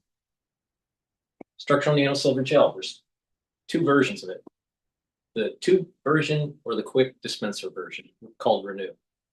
It's dual purpose. You can put it on a cut, an abrasion, a minor burn, help to heal it quicker. You can use it as a topical, daily topical to improve the health of your skin. If you have a cold or someone around you isn't feeling well, put it on your hands, around your mouth, around your eyes, around your ears, around your nose. Lightly coat your nostrils. It'll stay active for 5.5 hours. You can't do that with Pearl. Very high quality structural nanosilver gel. Now we're in the allergy season, so what I recommend you doing is lightly coat your nostrils when you're outside, so you're able to neutralize any antigens that you're breathing in to prevent an allergy. So please go to my store, the-studio-reykjavik.com, and get the structural nanosilver gels. I also have in stock C60. You can get it in a 2 ounce, a 4 ounce, or an 8 ounce configuration. You can get it in MCT coconut oil, extra virgin olive oil, and also avocado oil. C60 is 1,000 times more potent than vitamin C. It'll soak up free radicals and help slow down the aging process, boost up your immune system and your endocrine system. But it does a lot more than that. By soaking up free radicals at the cellular level and at the tissue level, you're reducing stress and inflammation, helping the health of your mitochondria. And by helping the health of your mitochondria, you're boosting up your energy levels. You're going to have more ATP, so your cells are going to perform better. You're going to have better cellular metabolism. You'll also notice that your glands will perform better, so your endocrine system will perform better. By soaking up free radicals at the vascular level, you're reducing plaque formation. And at the brain level, you're helping the health of your neurons. They'll have more energy, they'll produce more neurotransmitters, have less inflammation, less stress. The positive neuroplasticity between the neurons will improve. You'll be able to think faster, have better memory. At the basal layer of your skin, C60 will help to improve it. So you'll notice over time that your skin improves by taking C60, especially if you stack it with resveratrol. C60 is the second pillar of my anti-aging protocol. So please go to my store, get the C60, take it every day, take a teaspoon a day every day. You will also notice that you are recovering from your workout because it's soaking up free radicals. When you do workouts, you're increasing free radicals. So you want to soak those up. Taking C60 before you work out, you'll notice that you're recovering from pain. Please go to my store, the-studio-reykjavik.com, and get the C60. By taking it every day, you're going to help to slow down the aging process. Teaspoon a day, every day. Now, I've been doing that protocol, teaspoon a day, every day, C60, for over 10 years, every day. Please go to my store, the-studio-reykjavik.com. Another added benefit, you'll notice that if you take the cleanse or the max 35 and you take C60, you'll also notice that you'll be able to breathe better. And part of the reason is that you're neutralizing the oral pharynx and the oral cavity with max 35 or cleanse. And you're boosting up that innate immune system, but you're also bringing down inflammation because you're soaking up free radicals and bringing down that inflammation. And so what you'll notice is that your bronchioles are actually dilated and you'll be able to breathe a little bit easier. So please go to my store, the-studio-reykjavik.com. Make sure you use discount 5 and you get $5 off any order.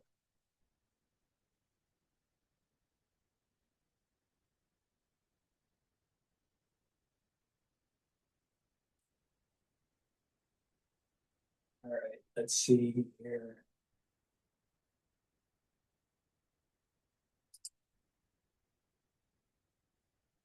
Want to play the Jamie Dimon gets upset because of crypto rules.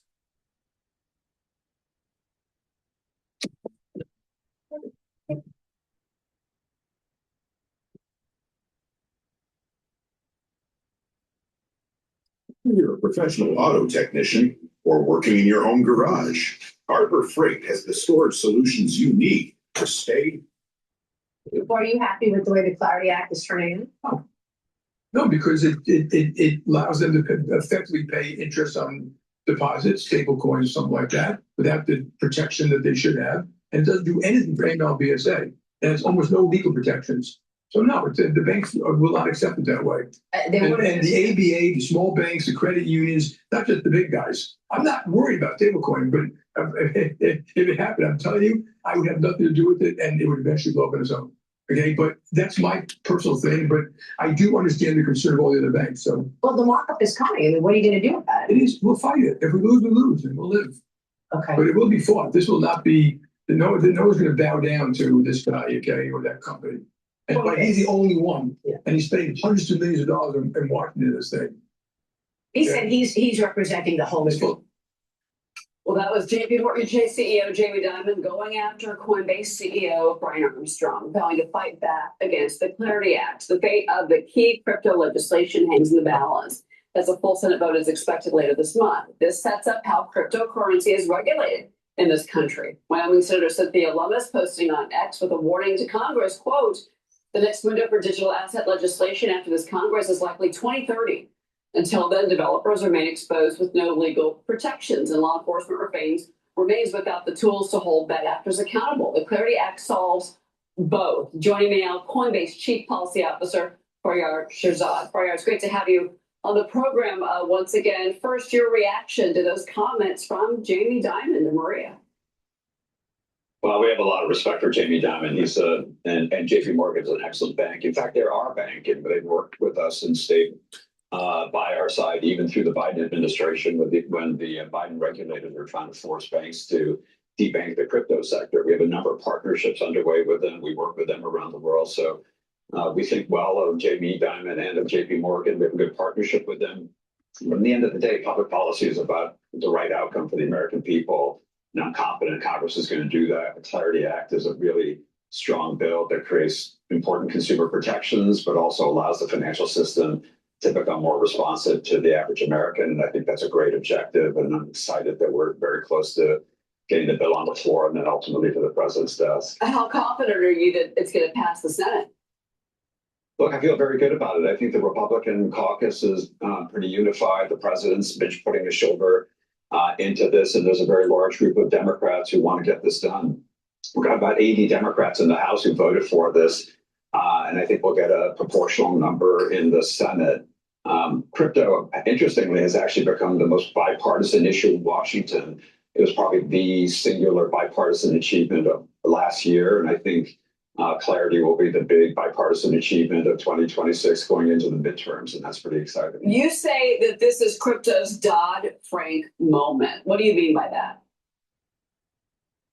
Well, this will be actually the biggest financial regulatory bill that Congress has done in quite some time, certainly since Dodd-Frank. But what this does actually is it creates clarity for the crypto sector. But interestingly, notwithstanding the concerns from the banks, it actually creates a broad range of new powers for the banks. In fact, this will be the first piece of legislation since the 90s that gives the banks new authorization to get into the crypto space. I know JP Morgan wants to get into it. Every other big bank wants to get into the crypto sector. We are welcome their entry. We work with many of them in helping them build the services that they want to offer their customers. So it's a big, important piece of legislation. It's transformational in its nature, and we're very close to getting it done. We've got the major players on our screen. Bitcoin is now at 72,000 and change. We're seeing pressure on Ethereum and XRP as well. So they're the crypto prices. This clip was published 3 days ago. So their quote on Bitcoin is higher than what's trading today.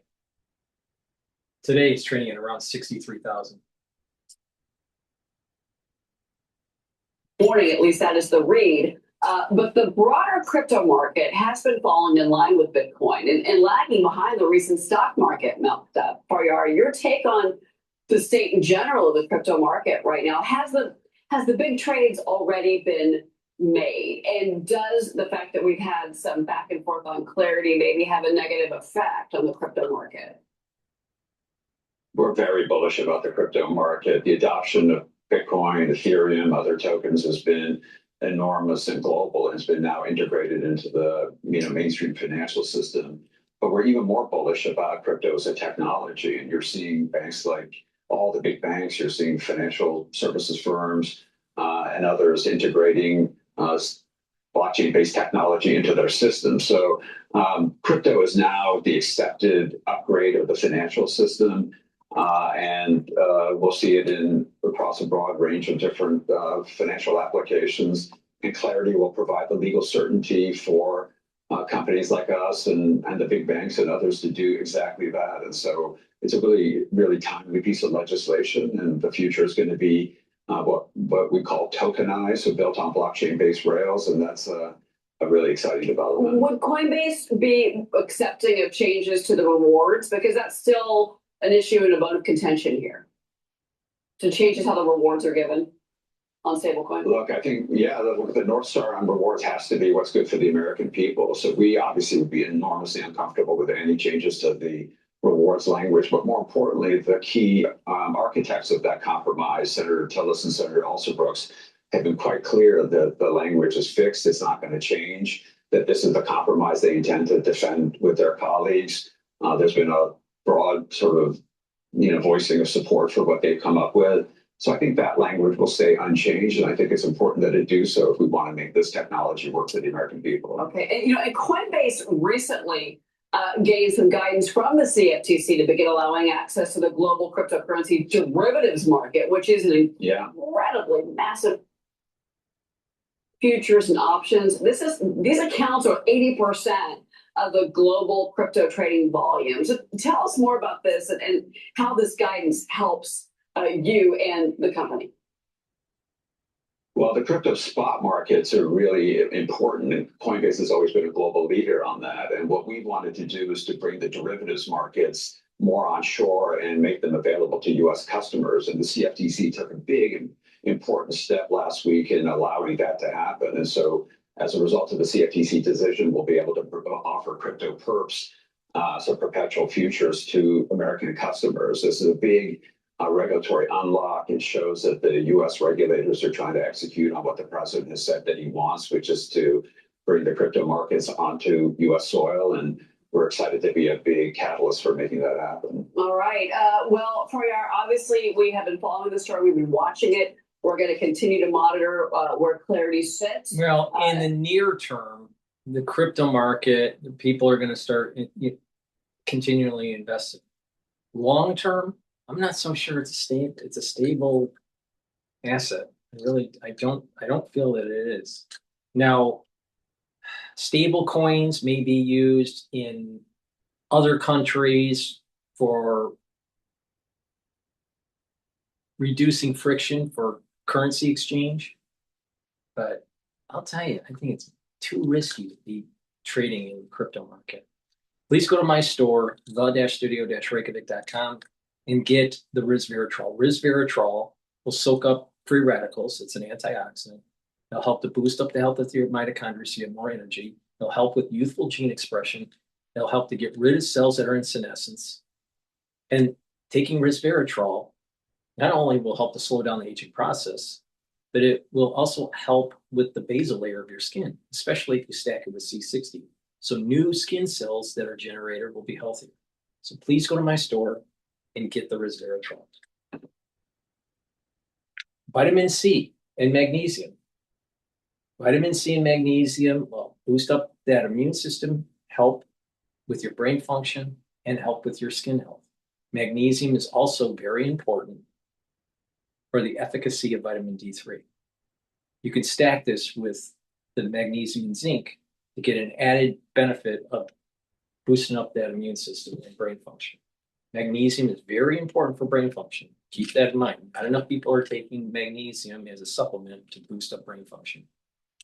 Good night formula. Good night formula will help to get you into those 3 to 5 cycles of REM sleep and deep sleep. So you're detoxifying your central nervous system, consolidating memory, and you'll be well rested. It has tryptophan, melatonin, GABA, and passion flower to allow you to get into that deep sleep and REM cycles that you need to slow down the aging process. So a great stack, to take the goodnight formula every night for a good sleep, the vitamin C and magnesium for brain function and immune system and skin, and resveratrol for youthful gene expression. Please go to my store, the-studio-reykjavik.com. Make sure you use discount 5 and you get $5 off any order. All caps, discount, and the number 5. And the last clip that we're going to go over, AI adoption, high, but incredibly shallow. So there's not much depth in the organization with the adoption of AI. So let's see what this interview by Bloomberg encompasses.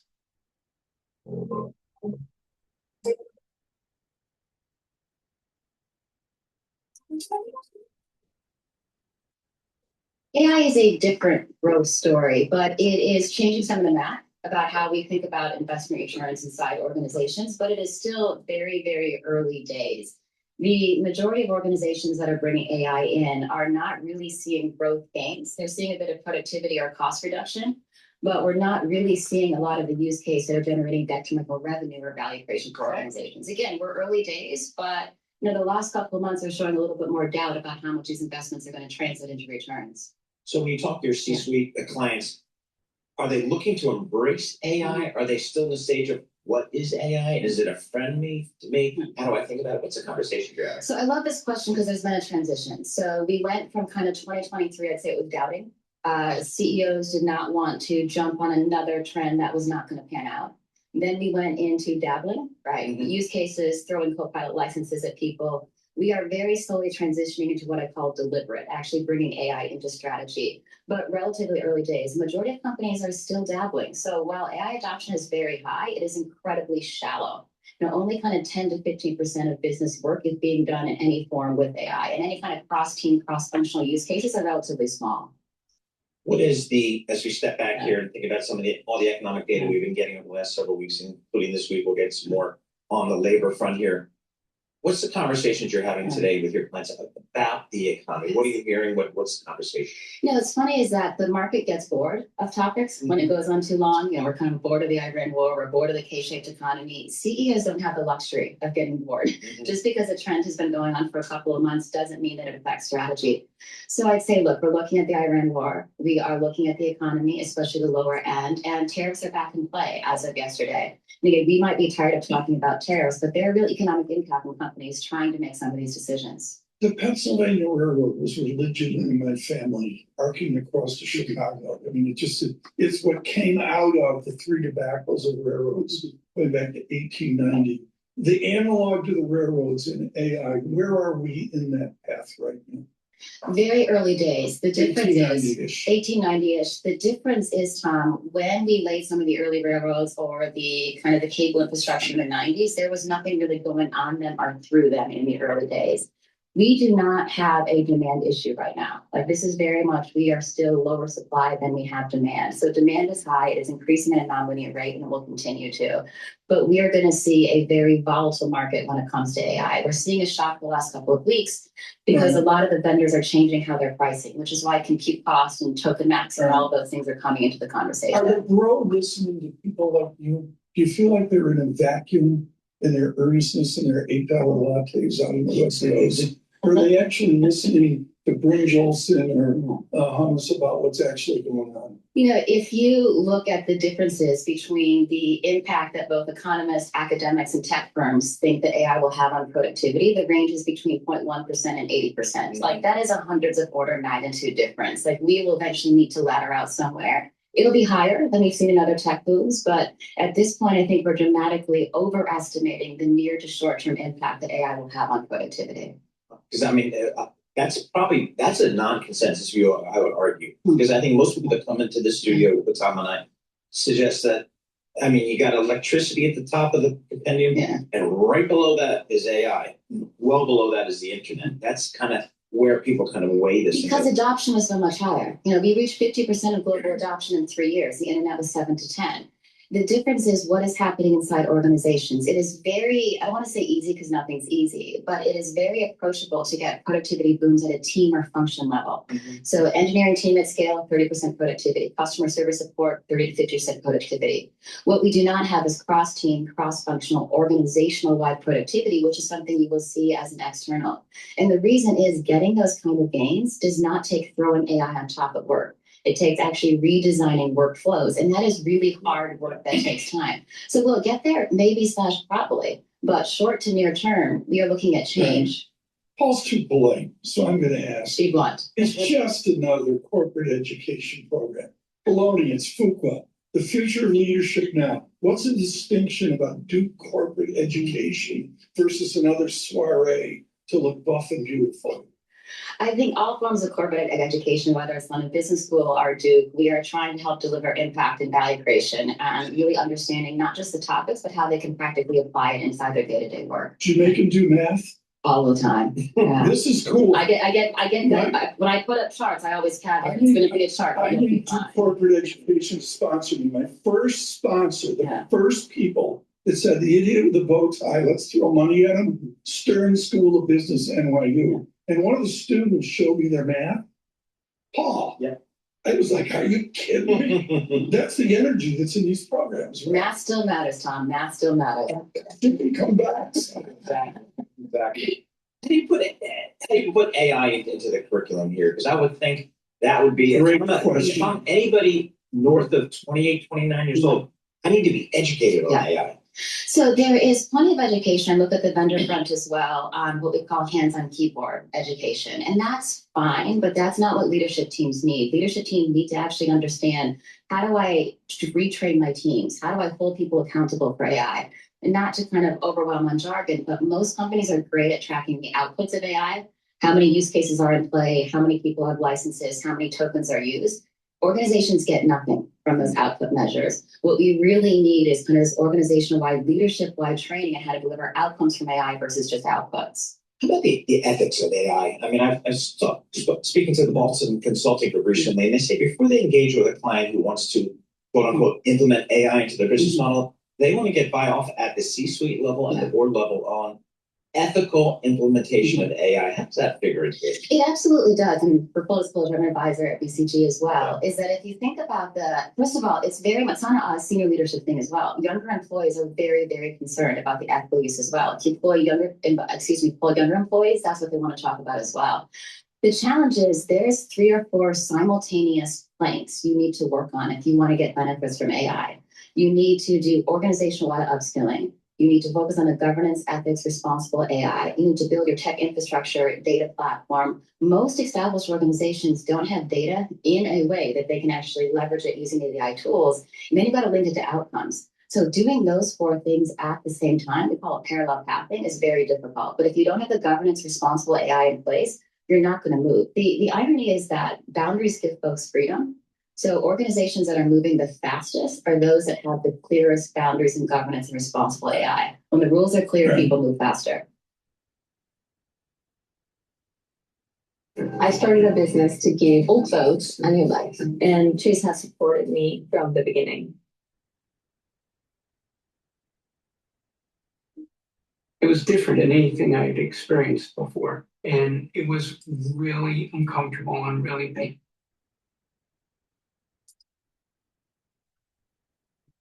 That's the end of my broadcast. Please help support the work that I do by going to my website, getting the great products that I offer. These are products that I use every day to help slow down the aging process and to maintain good health and wellness. Make sure you use discount 5, you get $5 off. And please help grow the channel by sharing the links and asking your social media to follow me. All the links are in the description. So please subscribe. Thank you for listening and have a nice day.